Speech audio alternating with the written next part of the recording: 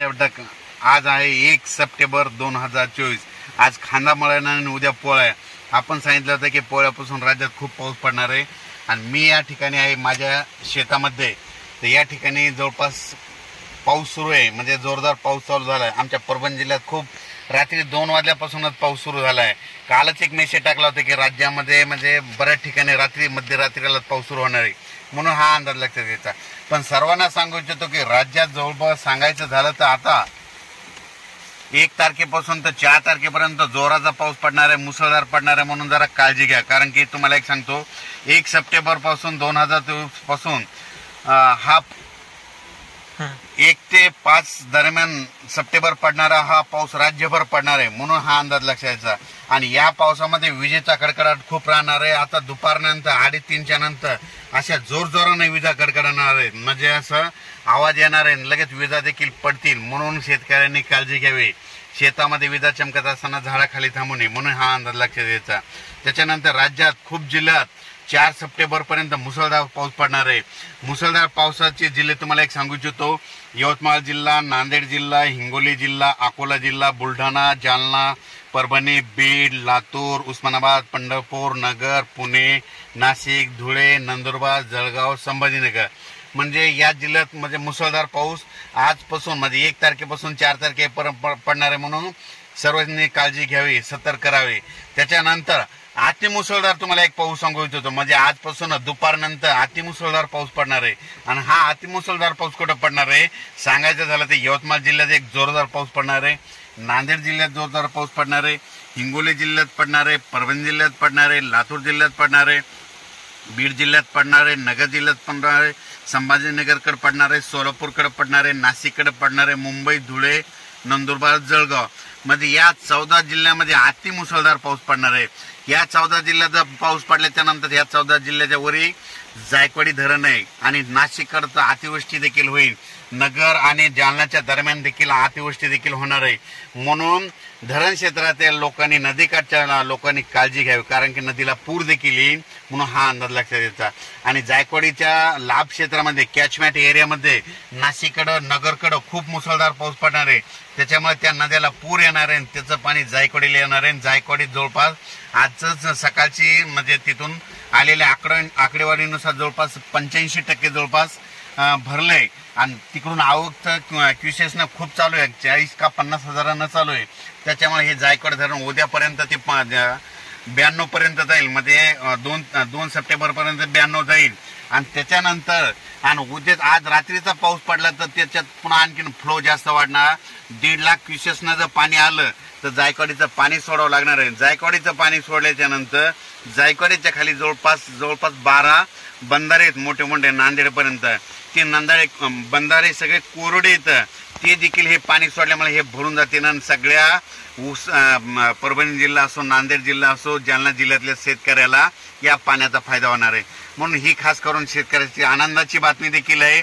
पण पाणी सोडल्याच्या नंतर काही जणांच्या शेतात पाणी देखील जाईल, शेतकऱ्याच्या पाईपलाईन देखील आहे, त्यांनी तुम्ही आजच तुम्ही पाईपलाईन मोटर असेल तर काढून घ्या, नसं तुमच्या वाहून जातील, म्हणून हे देखील लक्षात घ्यायचं। राज्यात हा पाऊस, राज्यातली परिस्थिती बघितली तर समजा राज्यात देशात बघायचे तर हा पाऊस तेलंगणात खूप पडणार आहे, आंध्रात खूप पडणार आहे, सगळ्यात जास्त मराठवाड्यात पडणार आहे, उत्तर महाराष्ट्रात पडणार आहे, मध्य प्रदेशला पडणार आहे, गुजरातला पडणार आहे, राजस्थान, उत्तर प्रदेश, आंध्र प्रदेश पडणार आहे।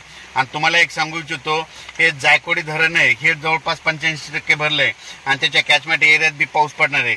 त्याच्यानंतर मांजरा धरण आहे, मांजरा धरणाचे कॅचमेंट एरिया म्हणजे लाभ क्षेत्रामध्ये तिकडे उस्मानाबाद तिकडल्या भागात खूप पाऊस पडणार आहे, त्याच्यामुळे नदीला पूर येणार आहे मांजरा, त्याचं पाणी त्या धरणाऱ्याला आहे। त्याच्यानंतर सिद्धेश्वर धरण जवळपास 60 का 62% झालेलं आहे, तर त्या सिद्धेश्वर धरणाच्या लाभ क्षेत्रामध्ये पाऊस पडणार आहे, त्याची देखील 75-80 पर्यंत जाईल। त्याच्यानंतर येलदर धरण 40-42% आहे, येलदर बुलढाण्याकडे, अकोल्याकडे तिकडे पाऊस पडणार आहे, त्याच्यामुळे लाभ क्षेत्रात पाऊस पडल्यामुळे येलदरी धरणाला देखील पाणी येणार आहे, म्हणून ही त्यांच्यासाठी आनंदाची बात आहे। त्याच्यानंतर आमच्या परभणी जिल्ह्यामध्ये दुधना धरण आहे, या दुधना धरणाच्या मध्ये जालन्याकडे मुसळधार पाऊस पडणार आहे, त्याच्यामुळे त्या दुधना नदीला पूर येणार आहे आणि त्याचं पाणी आमच्या दुधनाला येणार आहे, म्हणून हे आमच्या परभणी जिल्ह्यातल्या सेलू तालुक्यातल्या आणि परभणी पूर्ण ह्या भागातल्या शेतकऱ्यासाठी ही पण आनंदाची बातमी, म्हणून हे देखील लक्षात घ्यायचं। तर सर्वांना सांगू इच्छितो की ह्या 5 दिवसामध्ये जोराचा पाऊस पडणार आहे, ओढे नाले वाहणारा पाऊस पडणार आहे.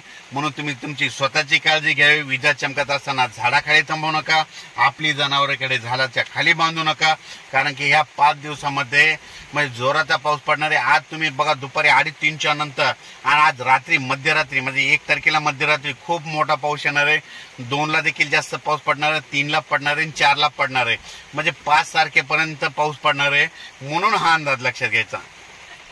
1 सप्टेंबर ते 5 सप्टेंबर दरम्यान म्हणजे पाथर्डी भागामध्ये करंजी घाट आहे, त्या करंजी घाटाच्या आसपासच्या एरियामध्ये छोटे छोटे तळे आहेत, ते पुन्हा आता परत भरून ओसंडू लागतील. म्हणून हे करंजी घाटातल्या सर्व शेतकऱ्यांनी बीड जिल्ह्यातल्या लक्षात द्यायचं. गेवराई भागामध्ये छोटे छोटे तळे काही भरायचे राहिले ती देखील भरून जातील. त्याच्यानंतर जालना जिल्ह्यामध्ये रोयलागड हे म्हणजे दुष्काळ पट्ट्याचा एरिया, म्हणजे पाऊस पडत नाही त्या रोयलागड भागात, तर त्या ठिकाणी जे तळे येतात ते देखील ह्या म्हणजे आज उद्या ह्या 3 दिवसाच्या पावसात मुसळधार पावसामध्ये भरून जातील. म्हणून त्या रोयलागड क्षेत्रातील सगळ्या त्यांच्यासाठी आनंदाची बातमी.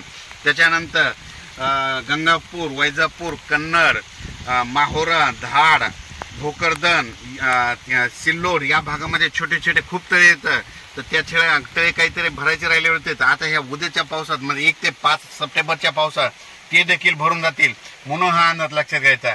सांगायचं झालं तर राज्यामध्ये आता 5 तारखेपर्यंत जोरदार पाऊस पडणार आहे. म्हणून हे सगळ्यांनी अंदाज लक्षात द्यायचा. अचानक वातावरणात बदल झाला तर लगेच एक मेसेज दिला जाईल. पण सर्वांना एक विनंती आहे की विजा चमकत असताना आणि त्याच्यानंतर झाडाखाली थांबू नका. आता नदीला पूर येणार आहे, पूर आल्याच्या नंतर आगोरी करू नका, पुलाच्या फरशीवर पाणी आल्यास पुढे जाऊ नका. म्हणून हे देखील सर्वांना कळकळीची विनंती आहे. आणि मी आज हे जे अंदाज दिलेला आहे हे माझ्या शेतामधून देत आहे. आणि हे परवा दिवशी आम्ही 30 ऑगस्टला आम्ही हे झाडं लावले होते. आम्हाला माहित होतं 31 आणि 1 तारखेला पाऊस येणार आहे, म्हणून हे सगळे झाडं आम्ही रोडच्या बाजूला लावलेले आहेत. म्हणून हे देखील ह्या अंदाजामध्ये सांगतो. अचानक वातावरणात बदल झाला तर लगेच एक मेसेज दिला जाईल. धन्यवाद.